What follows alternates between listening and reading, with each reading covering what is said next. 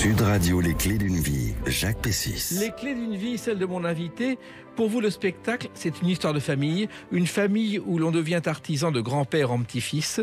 Vous vous êtes fait un prénom en partant à la conquête du public, tel en aventurier, à l'image de celui que vous racontez aujourd'hui au théâtre. Bonjour, Alexis Moncorgé. Bonjour. Alors, il se trouve que vous êtes l'un des pionniers des clés d'une vie. Je vous avais accueilli à la 19e émission en 2016. On en est à la 1209e. Voyez. Joyeux anniversaire. Merci. Et on a maintenant une chaîne YouTube avec près de 850 000 abonnés. C'est-à-dire qu'on vous écoute à la radio, on vous voit sur Facebook et sur YouTube. Et parce que quand c'est bon, les gens redemandent. Voilà. Bravo. Et moi, je vous redemande parce que justement, on avait évoqué votre vie à cette époque-là, mais il s'est passé beaucoup de choses depuis. Il y a notamment cette pièce au Théâtre Montparnasse dont on va parler, Eldorado 1548, qui est un événement et un événement pour vous aussi. Mais on va revenir sur votre parcours à travers des dates clés. C'est le principe des clés d'une vie. Et la première que j'ai trouvée, Alexis Moncorgé, c'est le 8 novembre 2014. C'est votre première télé. C'est un reportage sur la pièce Le Bonheur des Dames, inspiré du roman d'Émile Zola, mise en scène par Florence Camoin, que vous jouez au 20e Théâtre. Ouais. C'est un bon souvenir, ça. C'était, je m'étais éclaté à composer le rôle de Octave Mouret, le patron des grands magasins. J'en avais fait un personnage un peu fantasque, avec beaucoup de comédie, beaucoup d'humour. C'est un très très beau souvenir, une très belle troupe, et c'était un beau travail qu'on avait fait. Et c'était le premier reportage où on vous voyait à la télé. Vous vous en souvenez de ce reportage? Je m'en souviens, oui, j'étais en costume et tout.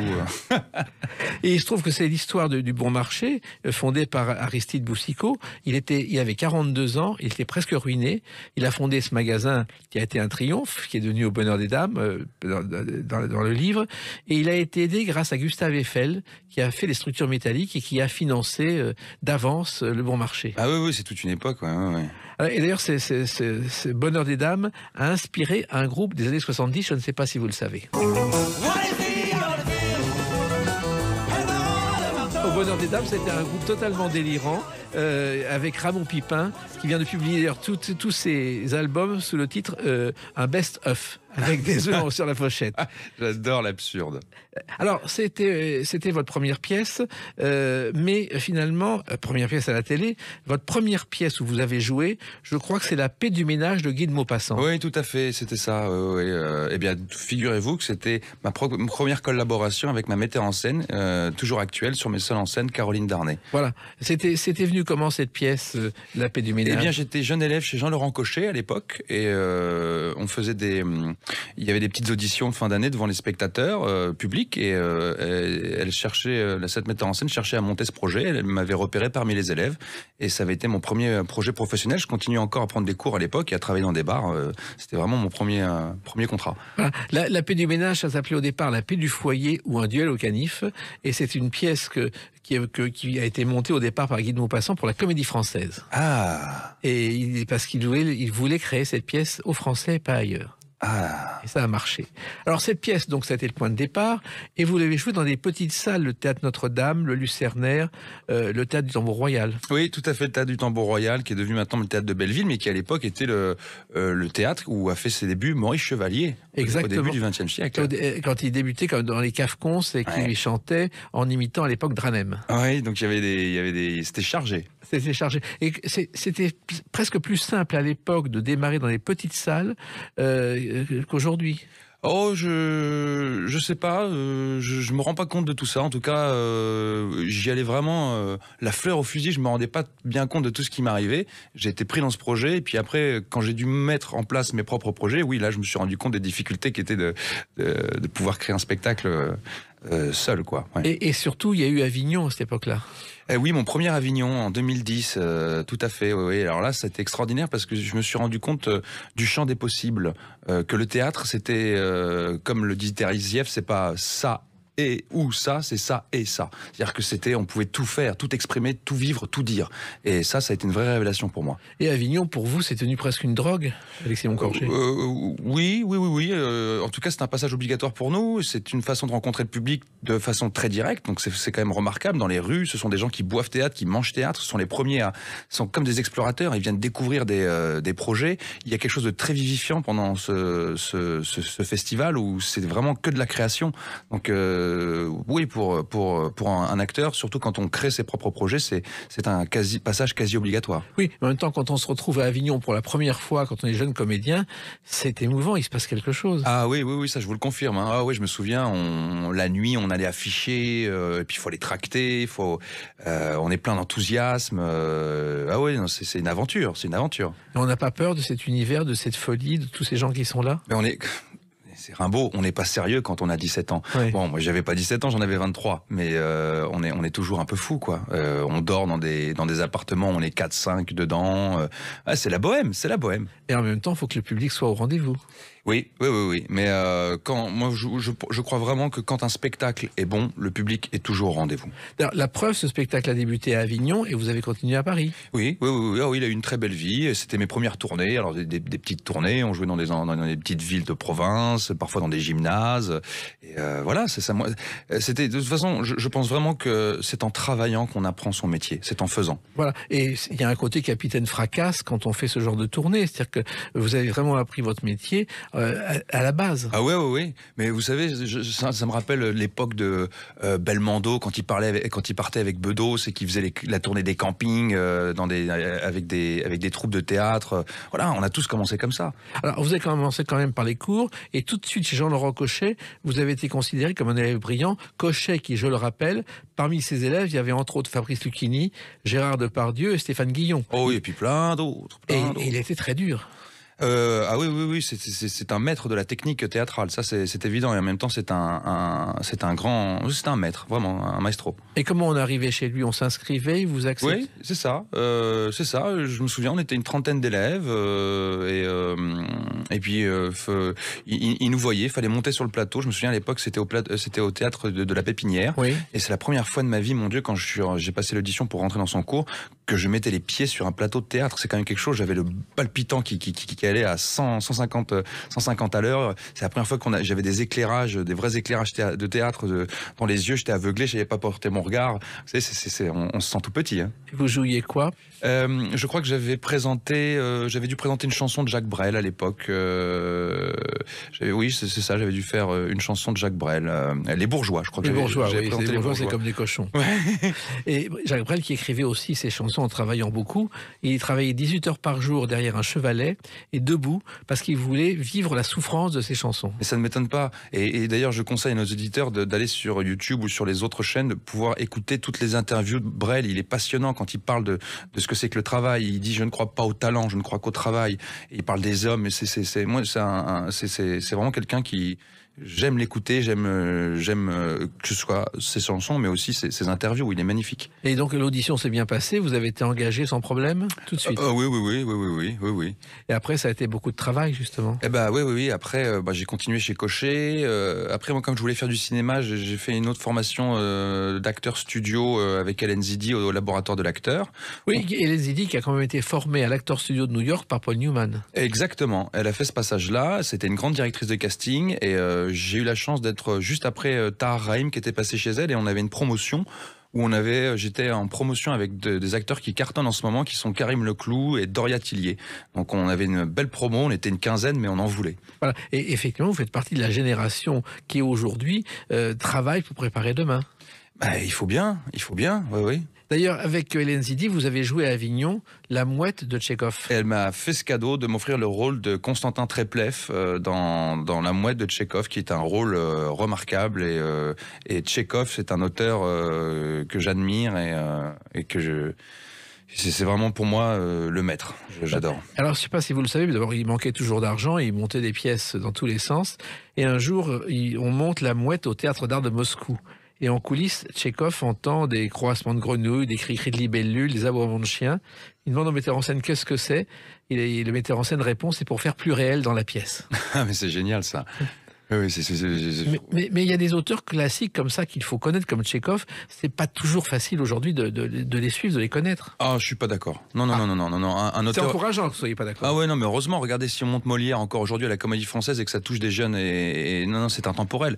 C'est pour ça qu'on appelle ça des classiques, c'est que ça traverse les âges. Alors justement, les classiques, vous y êtes venu après une enfance en Normandie, dans le manoir familial. Oh, pas de manoir. Le haras familial, le haras familial, pardon, de l'Orne avec avec vos parents, mais il y avait une vidéothèque à la maison. Ah oui, les vieilles VHS. Et vous savez, on enregistrait encore à l'époque sur les VHS. Et bah oui, je me souviens de ce grand coffre là qu'on tirait. Et il y avait toutes les VHS.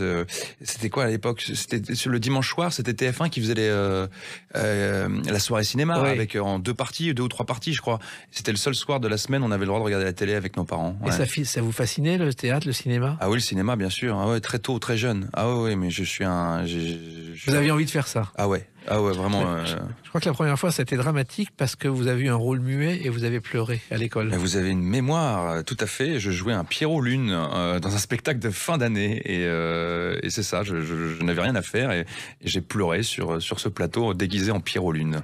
Et ensuite, vous n'avez pas fait du tout de théâtre, mais une licence de lettres modernes en sciences politiques. C'est ça. J'ai fait une licence de sciences politiques, une double formation lettres modernes à Angers, une prépa, parce que j'ai la chance d'avoir une maman qui m'a dit: tu vas pas arriver à Paris à 18 ans de sortie de ta province et t'inscrire comme tout le monde au cours Florent. Je te demande 3 ans de ta vie où tu vas te former intellectuellement, tu vas rencontrer des gens d'univers différents, tu vas voyager dans d'autres pays, rencontrer d'autres cultures. Elle a bien eu raison parce que ça m'a cimenté et ça m'a donné surtout la curiosité, l'envie de découvrir et le goût du travail bien fait. Et ben nous, on va continuer à vous découvrir à travers une autre date, le 23 mai 2016. À tout de suite sur Sud Radio avec Alexis Moncorgé. Sud Radio, les clés d'une vie, Jacques Pessis. Sud Radio, les clés d'une vie, mon invité Alexis Moncorgé. On a évoqué votre parcours d'enfance. On évoquera tout à l'heure Eldorado 1528, une pièce que vous jouez au Théâtre Montparnasse et qui est un événement. On expliquera pourquoi. Et puis une date importante dans votre vie, c'est le 23 mai 2016. Écoutez. La nuit des Molières aux Folies Bergères. Et votre premier Molière, c'est ce jour-là, non? Oui. Oui. Bah alors là, c'était pour Amok de Stefan Zweig que j'avais adapté en seul en scène déjà. Et c'est un moment inoubliable. Quand on est d'abord, vous êtes nommé. Vous avez été nommé l'année précédente, je crois. Tout à fait. Oui. Et lorsque vous êtes nommé, que vous entendez votre nom, qu'est-ce qu'on ressent? Une sorte de soulagement, une sorte de vertige, parce que je vous le dis, tout ça, ça reste du travail de troupe, ça reste du travail de l'artisanat. Et quand ce travail est récompensé par ses pairs, où on est dans une soirée avec tous les gens du milieu et on se dit que c'est eux qui vous décernent ça pour moi ce que j'appelle de la belle ouvrage, oui, on est fiers, on est content. On est paniqué, on sait quoi dire en scène. On y pense pendant une semaine, on se dit tiens, si je l'ai, qu'est-ce que je vais dire et tout. Puis en fait on a beau échafauder tous dans sa tête, on essaie d'être concis et d'être clair.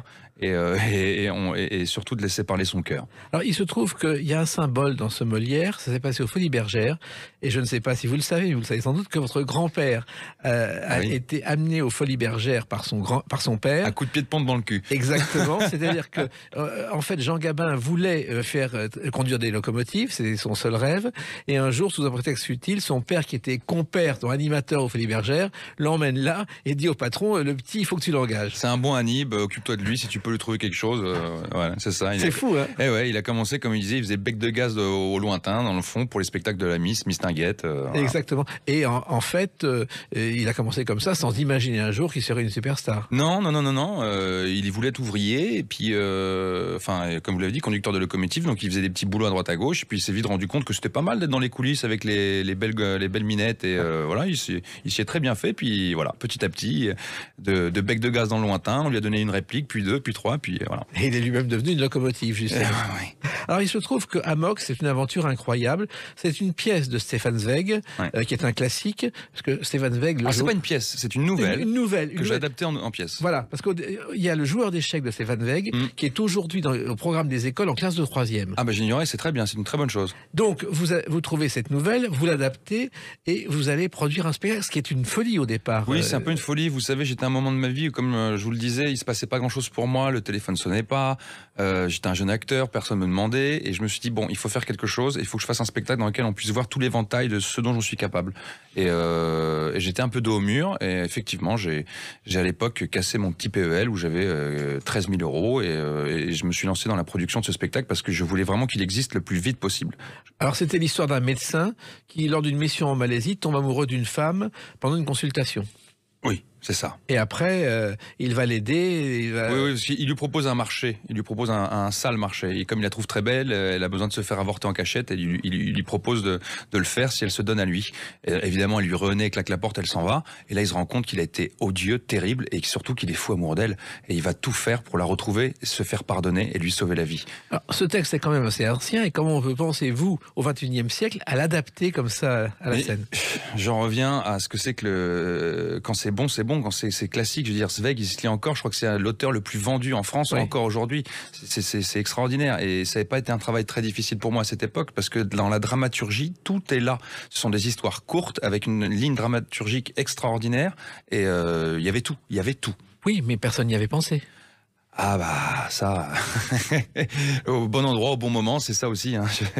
Donc vous appelez aussitôt Caroline Darnay, votre bonne fée, pour travailler avec elle. Oui, c'est ça. Et ça faisait des années qu'on n'avait pas bossé ensemble. Je savais qu'il me fallait quelqu'un, comme j'allais être seul en scène pour la première fois, je voulais quelqu'un de confiance et de rigueur. Et surtout, je l'ai appris en travaillant avec elle, nous sommes rencontrés car nous avons exactement le même univers, nous partageons le même univers, nous avons les mêmes visions, les mêmes lectures en fin de compte. Donc c'est allé très simplement et très vite dans le travail. Alors en même temps, dans cette pièce, il y a une folie, il fallait incarner la folie. Oui, bah, ça d'ailleurs c'est marquant aussi, ça m'a marqué. Il y a eu des moments où il fallait que je fasse très attention, et ça m'a permis aussi en tant qu'acteur de savoir couper, de savoir prendre de la distance avec son personnage. C'est-à-dire, il y a des moments où on devient complètement fou. Vous savez, quand on rentre dans le travail et qu'on ne voit plus les heures, on ne voit plus le temps passer, on se noie dans son personnage, dans la création de son personnage, surtout quand on est jeune et un peu foufou. C'est vrai qu'il y a des moments où je savais plus trop. Enfin, il fallait que je me raccroche très vite au réel. Ça va, je l'ai fait, tout va bien, hein, mais voilà, on apprend. Voilà. Et vous n'êtes pas le seul. Albert Dudonné, qui a joué Napoléon, est devenu fou à tel point qu'il est enterré avec le costume de Napoléon. Et il n'y a pas Robert Le Vigan aussi quand il jouait Jésus-Christ. Oui, lui aussi, c'était pas mal. Il y a aussi un sosie du général de Gaulle qui se prenait pour le général de Gaulle. Il y a le sosie de la reine d'Angleterre, quand on l'appelait, qu'on ne disait pas bonjour majesté, elle vous raccrochait au nez. Et puis il y a Joaquin Phoenix, quand il a joué Joker, il est devenu fou aussi. Oui, mais c'est pour ça, moi, il faut faire très attention, et surtout avec les méthodes outre-Atlantique. Vous savez, il y a ces fameuses méthodes Meissner, la méthode Stanislavski, où on peut devenir très vite cannibale de sa propre vie, c'est-à-dire se manger de l'intérieur quand on veut trop utiliser sa propre vie pour créer des personnages. Donc, il faut faire très attention, faut mettre de la distance. Voilà, ça j'ai appris. Vous avez une idée amok, vous adaptez cette nouvelle, vous en faites une pièce, et puis ça démarre et vous n'en connaissez pas le destin. Ah non. Non, c'est extraordinaire. Maintenant, je le monte pour Avignon. Personne m'attendait, personne ne savait qui j'étais. C'est un carton Avignon. Il y a un théâtre parisien, Le Poche, Montparnasse, tenu à l'époque par Philippe Tesson, qui vient me voir et qui me dit on veut vous programmer à la rentrée. Et là, ça a été prolongé pendant des mois. Et puis, c'était blindé pendant. C'était salle complète pendant toute l'exploitation, sans dire présentation, je crois. Et vous avez compris pourquoi? Bah, on comprend jamais vraiment le succès. Si on avait les recettes, si on savait, ce serait beaucoup plus simple pour tout le monde. Mais non, bah je pense que ça a plu, qu'on a fait du bon travail. Je peux pas vous dire mieux. Voilà. Mais Philippe Tesson, en plus, il avait le sens du spectacle. Il prenait des risques. Il savait tout sur le théâtre. Oui. Et la presse, il avait pris des risques en lançant le Quotidien de Paris. Oui. Bon, ça a coûté très cher, mais il allait jusqu'au bout de ses idées. Et il a cru. Il m'a dit un jour qu'il avait cru en vous. Bah oui. Bah je lui dois beaucoup, et je salue de là-haut. Là, je lui fais un petit clin d'œil, parce que j'ai eu la chance de connaître cet homme. Vraiment. Voilà. Il y a eu ensuite le Lucernaire. Après, j'ai fait le Lucernaire, qui est un haut lieu quand même. Il y a beaucoup qui sont passés au Lucernaire, notamment Terzieff, évidemment. Ouais. Mais c'est un bonheur de jouer là-bas. Ouais. Et après, cette pièce a continué, mais ça a été... je l'ai joué dans le monde entier. Je l'ai joué à San Francisco, à Montréal, au Liban. J'ai joué à Kuala Lumpur. Je l'ai joué... et encore, j'ai pas tout fait. On m'avait proposé le Sénégal, on m'avait proposé Tahiti. J'ai pas pu aller partout. Mais ça a tourné. Je l'ai joué 350 fois en 3 ans. C'est quasiment une fois tous les 3 jours. C'est fou, hein? Ouais, c'est fou. Et finalement, vous pourriez la reprendre un jour, parce que personne n'a fait ça. On verra. Comme Cobert, peut-être qu'un jour je ferai mon récital de tous mes solos. Alors, c'est quand même le plus beau souvenir de votre jeune carrière. Ah oui. Parce que les Molières, vous avez été nommé plusieurs fois. Oui. Et je crois que la première fois, c'était effectivement pour Au Bonheur des Dames. Ouais, Au Bonheur des Dames. Ensuite, j'ai eu pour La Révélation pour Amok. Et puis après, j'ai été renommé pour Pour Rouge avec Niels. Exactement. Alors, Rouge, c'était au Théâtre Montparnasse en 2019, c'était les Molières 2020. C'était l'histoire d'un peintre et une joute verbale permanente. Et là aussi, Niels Arestrup n'a pas la réputation d'être un comédien facile. Bah oui, paraît-il, ouais.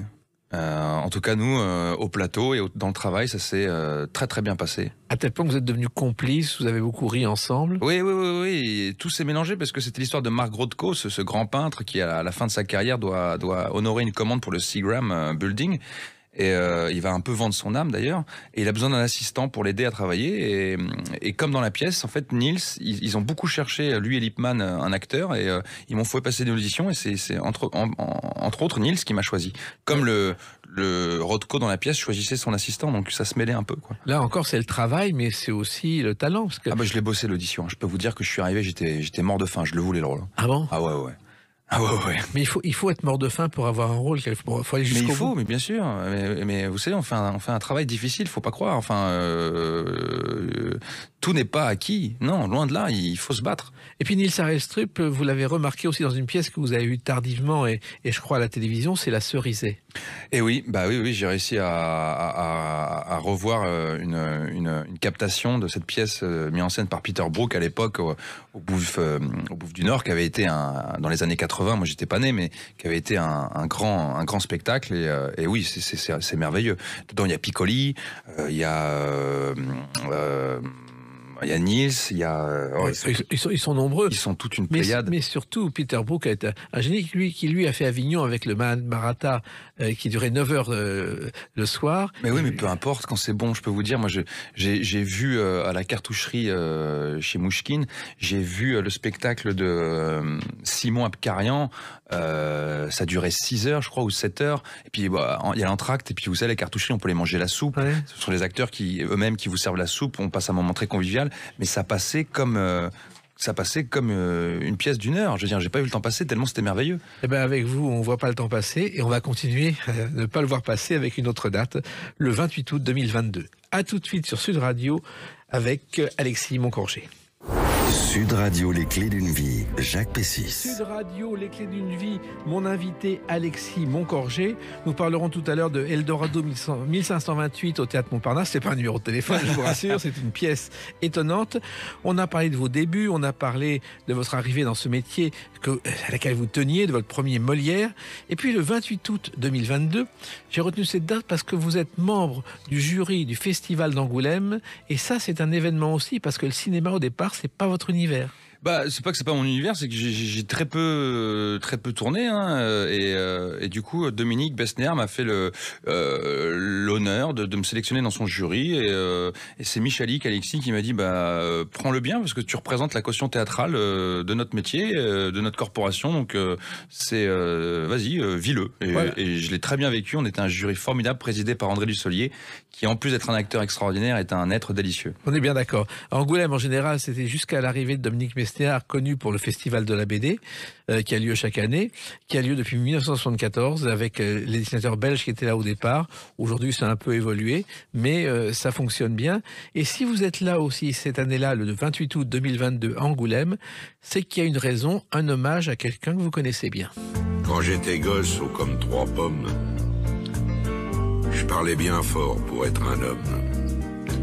Je disais je sais. Je sais qu'il a hésité d'ailleurs à enregistrer, il voulait pas au départ, hein, Jean Gabin.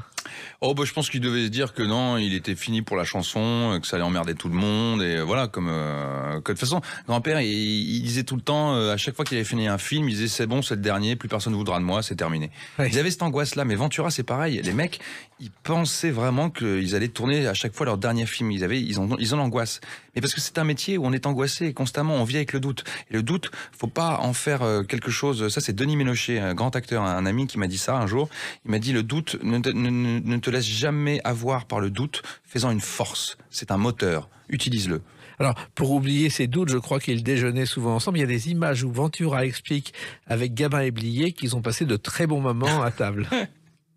Ça, vous avez vu ces images? Oui, je les ai vues, c'est formidable. C'est extraordinaire, ça. Ah oui, c'était des bons vivants, c'était des copains, et c'est une époque aussi, et moi je trouve ça merveilleux, on se retrouve autour d'une table. Vous savez, les films, à l'époque, ils se faisaient autour d'une table. Ça faisait un gueuleton, t'avais Audiard d'un côté, t'avais le producteur Jacques Barre qui était là, t'avais les mecs, et puis de toute façon quand ils étaient à table, ils parlaient de quoi? De bouffe. Et un film partait comme ça. Et Grand-Père, au début, avant la guerre, sa grande période d'avant-guerre où il fait tous les films avec Renoir, avec Carnet et tout, les contrats ne se signaient pas dans un bureau. Ils se signaient autour d'une table, dans une brasserie, autour d'un coup de Beaujolais. C'est beau. Voilà. Et en même temps, je sais qu'il exigeait dans ses contrats une cantine avec une femme précise, sinon il ne tournait pas le film. Ah, ça, je sais pas. Ah si, j'ai vu ça un jour. Ah, d'accord. Je me suis un peu renseigné aussi. Alors, il se trouve que d'ailleurs, il y a Bernard Blier qui avait une spécialité, je ne sais pas si vous le savez.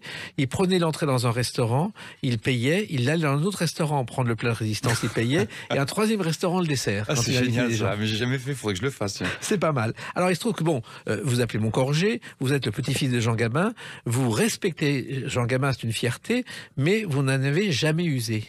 Ah non, non, on n'a pas été élevé comme ça.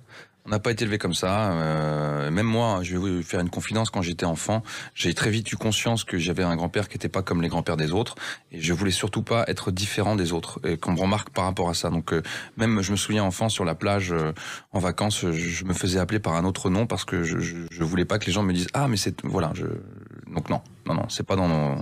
C'est tout à votre honneur. Mais je me dis que quand Jean-Laurent Cochet a dû entendre Alexis Moncorgé... Oui, bien sûr, je sais, oui, il a tilté, évidemment. Évidemment. Ah oui.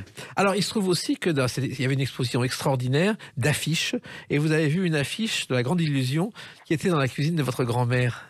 Non. C'est ce qu'elle vous dit dans une... Ah non, de ma tante. De votre tante. Ah oui, de ma tante. Oui, c'est une affiche qui est oui, tout à fait, exactement. Oui. Et j'adore parce que les affiches d'avant-guerre, elles sont magnifiques. Vous savez, c'est des affiches dessinées. Bien sûr. Elles étaient sublimes. Mais il y a eu une exposition Jean Gabin. D'ailleurs, j'ai reçu votre père, Mathias Moncorgé, dans cette émission. Et je dois vous dire que c'est un record de l'année sur YouTube. Il y a eu plus de 100 000 vues. Faut pas que je lui dise ça, parce qu'après, il va plus passer les portes. Je lui ai dit, il n'en revenait pas. Parce que finalement, et cette exposition à Boulogne-Billancourt a été un triomphe, on ne mesure pas aujourd'hui combien Jean Gabin reste populaire. Ouais, ça c'est extraordinaire. Bah ouais, mais il fait partie il appartient à chaque Français. Qu'est-ce que je lui dis? Il appartient au patrimoine, donc il appartient à nous tous, c'est tout. Et vous avez vu tous ces films? Beaucoup. Beaucoup. Oh oui, beaucoup. Et c'est un modèle pour vous? En tant qu'acteur, oui. Évidemment. Puis en tant qu'homme, qu'est-ce que je dise? Bah oui, c'est quand même un mec qui s'est engagé pour sauver son pays, c'est quand même un mec qui vient de nulle part et qui s'est fait par son travail, son talent. Évidemment. Et puis vous pouvez chercher, il n'a pas une casserole au cul. Je veux dire, vous pouvez y aller, il n'a pas une casserole au cul. Rien. Alors il se trouve aussi qu'il a fait des petits métiers comme vous, parce qu'au début ça n'a pas marché. Il gagnait sa vie difficilement. Son père était meneur de revue, sa mère était lingère. Je veux dire, c'était pas ça roulait pas sur l'or. Donc et puis lui surtout, il voulait pas entendre parler de ce métier. Donc oui. Et puis au début, oui, avec Gaby Basset, sa première femme, c'est les années 20. Il vit dans les Montmartre, ça mange des œufs durs pour seul repas. Ça a pas de sous. Ouais, c'est la bohème. Elle me l'a raconté d'ailleurs quand elle avait 98 ans, et il a signé un contrat de film, le premier Chacun sa chance, parce qu'il fallait bouffer. Bah oui. Sans imaginer que ça donnerait. Non. Et je vais vous faire une confidence. Ce contrat de film a été signé par Adolphe Osso, qui était le tuteur de mon père. Ah, c'est donc, drôle. si vous dire, on a un point commun. Vous voyez, on se retrouve. Voilà. Alors, il se trouve que vous aussi, avant de réussir, vous avez fait des tas de petits boulots dans les bars. Ouais, j'ai bossé dans beaucoup de bars, j'ai bossé dans des pubs, j'ai bossé dans des restaurants de quartier, j'ai bossé dans des... Ouais, j'ai un peu tout fait, ouais. Mais parce qu'il fallait bien... C'est pratique. Mes copains venaient, je leur servais des verres à l'œil, donc ils étaient ravis. Moi, j'étais très content.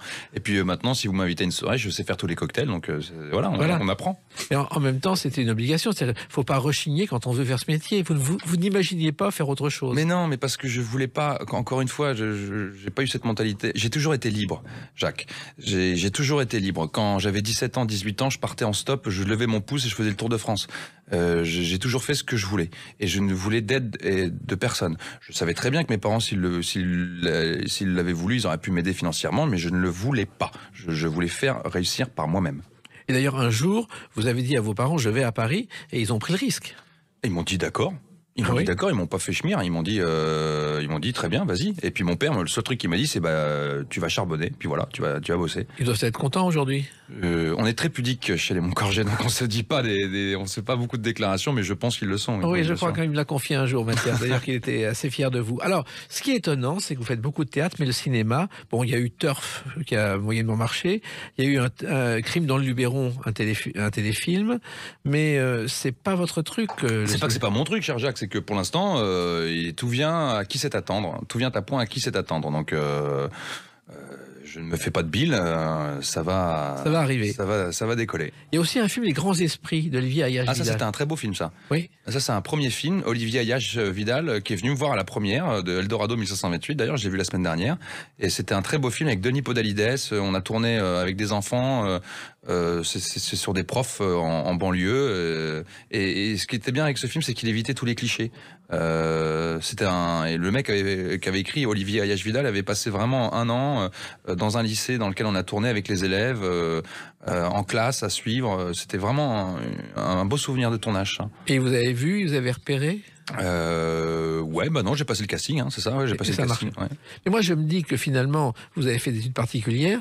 Denis Podalides est allé au français, vous auriez pu aller à la Comédie Française avec votre amour des classiques. Encore une fois, ça, je sais pas, on verra. Non, mais vous auriez pu faire le conservatoire, aller à la Comédie Française. Ah, alors moi, j'ai toujours. Ça, c'est mon côté punk. J'arrive pas à rentrer vous savez, dans les voies tracées, dans les voies royales. Donc, j'ai des copains qui ont fait le conservatoire. J'ai trouvé que très vite, ils avaient on leur mettait un peu des ornières. Et je me suis dit, tiens, j'ai pas envie de ressembler à ça. Donc, j'ai pas envie d'être dans les institutions, voilà. C'est peut-être une connerie, attention, et puis voilà. Non, c'est votre liberté. Et puis un jour, j'ai appelé le Conservatoire national quand j'étais jeune. J'ai dit bonjour, comment on fait pour s'inscrire? Monsieur, il faut avoir fait 3 ans de cours de théâtre. J'ai dit oui, mais moi j'ai déjà fait 3 ans de cours en province. Et la réceptionniste au téléphone m'a dit mais monsieur, qu'est-ce que vous croyez qu'on prend n'importe qui? Vous êtes au Conservatoire national ici. Ouais. Et je vous l'avoue que mon orgueil de jeune homme de 18 ans s'est dit qu'ils aillent se faire voir. Je n'irai jamais chez eux. Voilà. Je pense qu'ils regretteront un jour d'avoir eu cette Non, c'est ridicule de ma part, mais c'est comme ça. Non, mais c'est comme ça, on aura la liberté. Mais en plus, je crois que vous considérez, c'est très important, Alexis Moncorgé comme un artisan. Oui. Ah oui. Oui, artiste, j'arrive pas à me dire que je suis artiste, ça j'y crois pas. Enfin, je sais pas que non, c'est pas mon truc ça. Oui, non, on a notre potager qu'on travaille et qu'on jardine au mieux qu'on peut et on essaye avec ce qu'on fait au fur et à mesure de nos lectures, de nos emplois, de notre vie, de faire au mieux et de rendre au mieux parce qu'encore une fois, tout ce qu'on fait, c'est du partage. Moi, si je fais ce métier-là, c'est pour partager. Oui, et en même temps, on est artisan de grand-père en petit-fils, et ça fonctionne. C'est-à-dire que aujourd'hui, de grand-père au petit-fils, en passant par le père qui a fait autre chose, c'est toujours un artisanat. Ouais, c'est ça. Oui, on va pas péter plus haut que notre cul. Oui, complètement. Comme un pâtissier, comme un charcutier. Exactement. Voilà. C'est bien ce que je pense. Il y a des familles d'acteurs, il y a des brasseurs de père en fils, il y a les bourringers. Je trouve ça noble, je trouve ça beau. Et de temps en temps, vous jouez des spectacles d'autres. Vous avez été au Rive Gauche dans Adieu Monsieur Hoffman, qui a aussi été quelques mois de bonheur. Oui, tout à fait. Oui. C'était un chef-d'œuvre de Jean-Philippe Daguerre. C'était un bonheur qui me propose ce rôle et c'était une grande chance pour moi. Et je le remercie infiniment. S'il m'écoute, Jean-Philippe, je ne t'oublierai pas que tu m'as pris pour cette pièce. Parce que là aussi, il faut qu'on vous appelle, il faut trouver des rôles. Même quand on a eu un succès, il faut continuer à se battre en permanence. Toujours. En fait, il y a eu le Covid. Le Covid a foutu un peu la pagaille pour nous tous. Oui. Les théâtres avaient déjà leur programmation de fête. Il y a eu des embouteillages de programmation. Donc voilà, il y a eu des contretemps pour moi et je me suis retrouvé sans travail. On va en parler tout à l'heure, mais il y a surtout une pièce aussi que vous avez jouée, c'est L'Aigle à 2 têtes de Jean Cocteau. Ouais, c'est oui, tout à fait, L'Aigle à 2 têtes de Jean Cocteau. Ouais. Bon, c'est pas mon meilleur souvenir, donc. Non, mais enfin, Cocteau, c'est quand même un classique. Ouais. Ah, oui, pas... Mais finalement, vous n'avez jamais pensé faire autre chose? Ah non. Non, ça, j'aurais rien pu faire d'autre. Non, je ne sais rien faire d'autre. D'ailleurs, je me suis écroulé quand il y a eu le deuxième confinement. J'étais en tournée avec Nils. ils ont annoncé la fermeture encore une fois des théâtres au mois de novembre et j'ai appelé mon meilleur ami en larmes. Je lui ai dit qu'est-ce que je vais faire? Je ne sais rien faire d'autre. C'était terrible. C'est terrible, vous avez essayé, mais c'est depuis toujours, vous êtes persuadé que vous feriez ce métier-là. Ouais. C'est venu comment, alors, enfant? Ouais, très jeune, je m'inventais des histoires au fond du jardin. Voilà, tous les après-midi, j'allais traverser des petits ruisseaux, je sautais dans les bosquets et je savais que je voulais faire ça, quoi. Voilà. C'est presque une drogue? Ouais, oui. Oui, complètement. Ouais. Vous savez, un acteur qui ne travaille pas, il fait chier le monde, parce que c'est insupportable. On est très triste. Donc moi, je ne demande qu'à être pris tout le temps. C'est pour ça que j'envie Podalides. Il fait 1 milliard de trucs. Et moi, j'aimerais être comme lui et pouvoir faire 1 milliard de trucs. Ça viendra, j'en suis sûr. En tout cas, pour l'instant, il y a une autre activité qu'on va évoquer à travers une autre date, le 7 septembre 2023. Merci. À tout de suite sur Sud Radio avec Alexis Moncorgé. Sud Radio, les clés d'une vie, Jacques Pessis. Sud Radio, les clés d'une vie, mon invité Alexis Moncorgé. Un jeune parcours, mais un parcours déjà chargé, avec un lien notamment à Moc, avec un apprentissage, avec beaucoup de rôles. Et puis vous êtes à l'affiche du Théâtre Montparnasse avec Eldorado 1528. Et là encore, c'est une nouvelle aventure, car c'est une pièce que vous jouez, un seul en scène, et que vous avez écrit. Oui. J'ai trouvé l'histoire de cet homme tellement hallucinante que il fallait que je la raconte, cette histoire. Et moi, ma façon de raconter, c'est à travers ma voix, par le théâtre. Et pour la première fois, j'ai pris la plume et j'ai écrit parce que sinon, personne ne l'aurait fait à ma place. Pourquoi ? Parce qu'il fallait que ce message, ce qu'il a vécu, cet homme, ça fasse écho encore aujourd'hui. Alors, cet homme, c'est Alvar Nunes Cabeza de Vaca. Ouais, Pardon, tête de vache en espagnol. Tête de vache en espagnol, qui au printemps 1528 s'apprête à débarquer en Floride. C'est une histoire incroyable. Oui, c'est un conquistador, comme beaucoup de gens contemporains de son époque, qui pensent trouver l'Eldorado en Floride. Et en fait, suite à un naufrage, il va être le seul survivant de l'expédition. Et au contact d'une tribu d'Amérindiens qu'il recueille, il va se découvrir un don. Ses mains peuvent guérir. Ça devient un guérisseur. Son destin change alors complètement. Il comprend qu'il n'est pas fait pour tuer et pour piller, mais pour sauver. Et il va traverser le continent d'est en ouest en soignant de village en village pendant 8 ans. Comment vous êtes tombé sur ces histoires ? Je suis passionné d'histoire et notamment de la collision qu'a été la rencontre entre le continent européen et américain. Et au milieu de toutes ces histoires qui fourmillent, j'ai trouvé celle-ci et je trouvais que le symbole était très fort parce que c'est le seul homme qui, au milieu de cette période de destruction totale, a tendu la main à l'autre et a épousé la cause indienne. Et moi, je voulais parler d'altérité. Voilà. Et d'humanité. Et d'humanité. Voilà, je voulais raconter que le plus beau des trésors n'est pas celui qu'on envie et qu'on veut piller à l'autre, mais celui qu'on a au fond de soi, qui ne peut être révélé qu'à travers l'autre. Cet homme est totalement oublié aujourd'hui. Ah oui, on ne sait rien. Non, bien sûr. Il y a eu quelques petits romans. Il y a eu un film mexicain en 90. Mais oui, nous, en Europe, on ne le connaît pas du tout. Non. Alors, en plus, il faisait partie de ceux qui ont recherché la mythique cité de l'Eldorado. Comme tous. Il faut quand même se dire qu'à cette époque-là, ils croyaient à des légendes folles. Ils pensaient qu'ils allaient arriver quand ils allaient arriver en Amazonie ou en Floride, ils allaient trouver des êtres mi-hommes, mi-chiens, des dragons à 2 têtes. Enfin, ils étaient nimbés d'histoires complètement folles, délirantes, qui venaient aussi de l'Antiquité. Vous savez, c'est pour ça d'ailleurs qu'on a appelé le fleuve Amazon l'Amazonie, parce que quand ils l'ont traversé, Pizarro, ils ont vu un moment des Indiens qui devaient avoir certainement les cheveux longs, et ils se sont dit que c'était les fameuses guerrières antiques Amazones. Et d'ailleurs, l'Eldorado, il y a un point commun finalement avec vous, car l'Eldorado a débuté, c'était un théâtre parisien. Mistinguett a débuté à l'Eldorado en jouant la gommeuse épileptique en 1897. Elle était inconnue. Elle se déhanchait sur le trou du souffleur et c'est ensuite qu'elle a connu Jean Gabin et qu'elle l'a engagé au Moulin Rouge. Oui. Donc il y a un point commun avec l'Eldorado. Vous êtes allé chercher loin, mais oui. Alors il se trouve que comment vous êtes passionné pour cet univers, pour ce monde-là? Et alors ça, écoutez, parce que je suis un voyageur, je suis un grand voyageur, je voyage énormément. En stop souvent ? Plus maintenant, surtout pour les longues distances, je prends l'avion, mais voilà, il se trouve que j'ai beaucoup voyagé à une époque en Amérique latine et que partout où je vais, j'essaie de comprendre la culture dans laquelle je voyage. Donc, quand je vais en Afrique, je lis les contes africains de Soundjata Keita et autres. Et quand je vais en Amérique latine, ça a été une telle collision qui s'est passée dans leur histoire, ce métissage dont il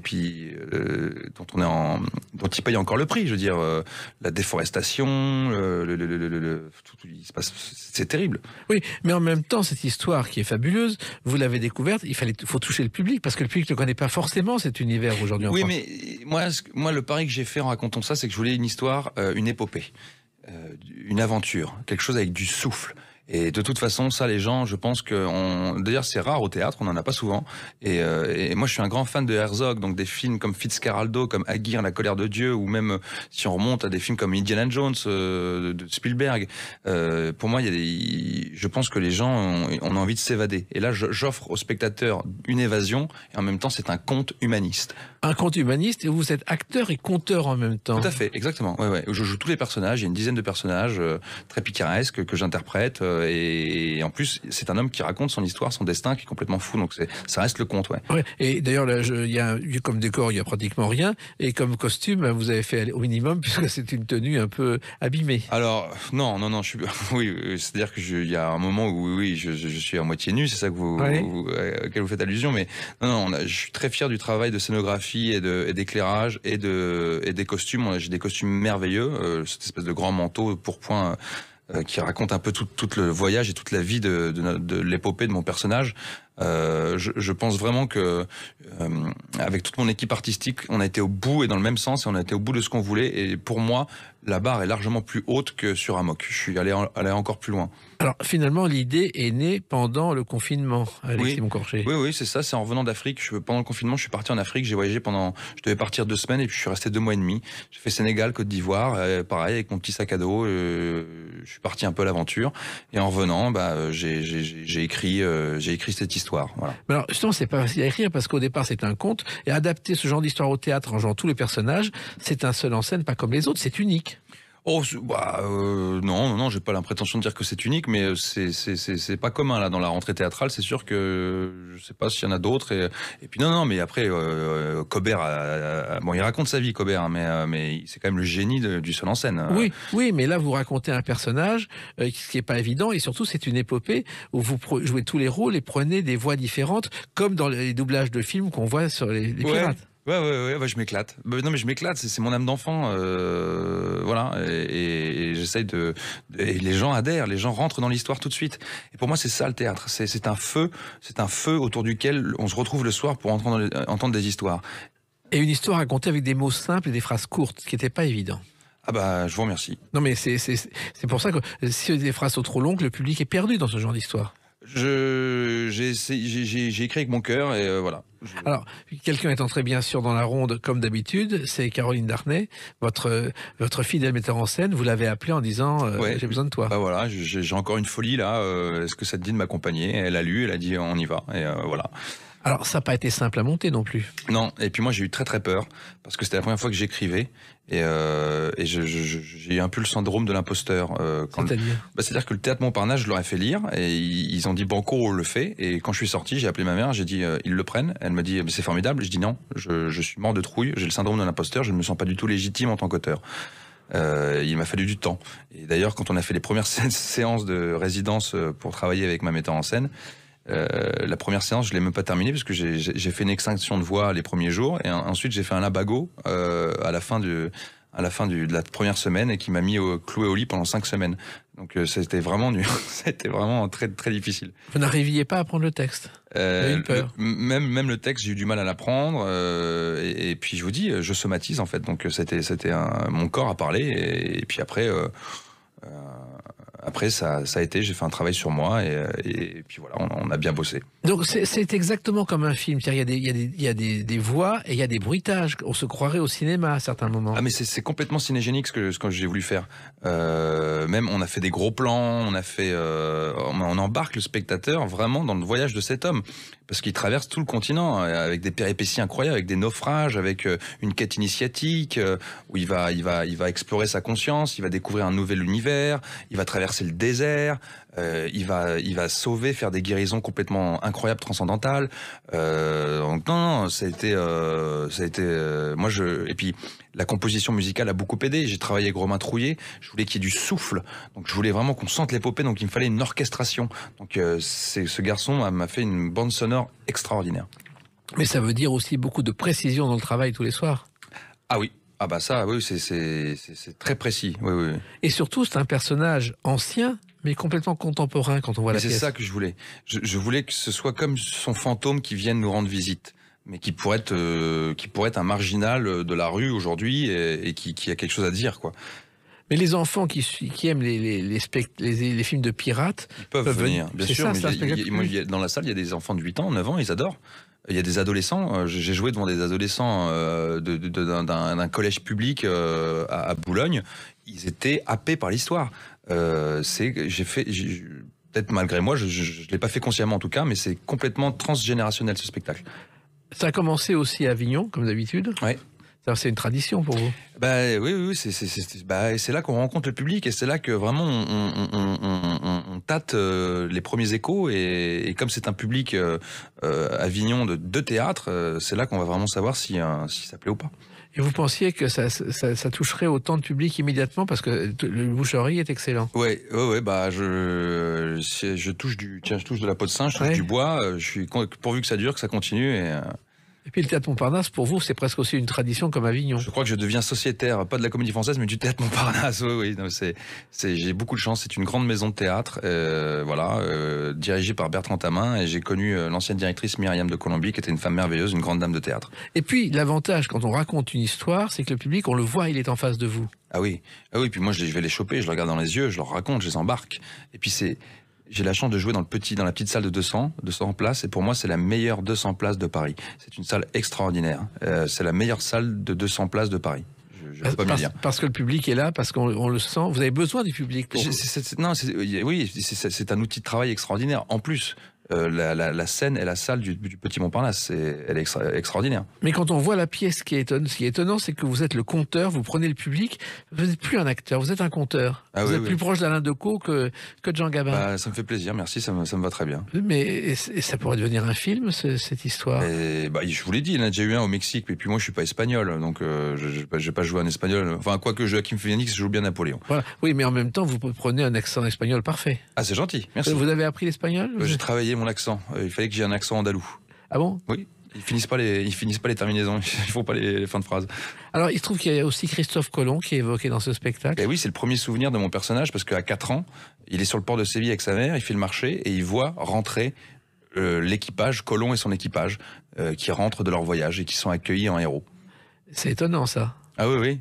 Et tout ça, ce sont des faits authentiques que vous avez transcrits? On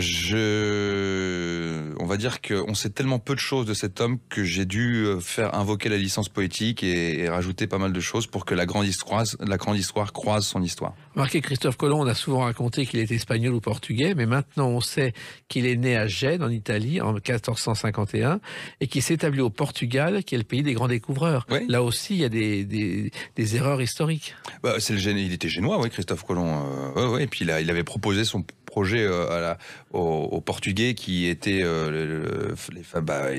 les grands navigateurs, et ils en ont pas voulu, et il a été vendre son projet en Espagne, voilà. Alors on est pris par cette pièce, mais on a l'impression que vous aussi, dans cette pièce, vous la vivez en permanence, comme si c'était la première fois que vous la jouiez. Oui, mais c'est ce qu'il faut. Mais ça, c'est ce qu'il faut. C'est toujours important parce que chaque public, tous les soirs, il faut qu'il entende l'histoire comme si c'était la première fois que moi je la raconte. Et on lui doit ça, et c'est ça qui fera la vérité et qui fait la substantifique moelle de tout ce qu'on vit, de tout ce qu'on dit. Ce qui est important, c'est pas les mots qu'on dit, c'est ce qu'il y a en dessous. Et ça, c'est pour ça que tous les jours, c'est tout le temps différent. Mais en même temps, c'est le même spectacle tous les soirs, mais vous ne le jouez pas de la même façon. Mais non, parce que le public qui est là ce soir-là, il est différent de celui d'hier. Et comme nous, on joue avec le public, c'est une acoustique spirituelle différente chaque soir.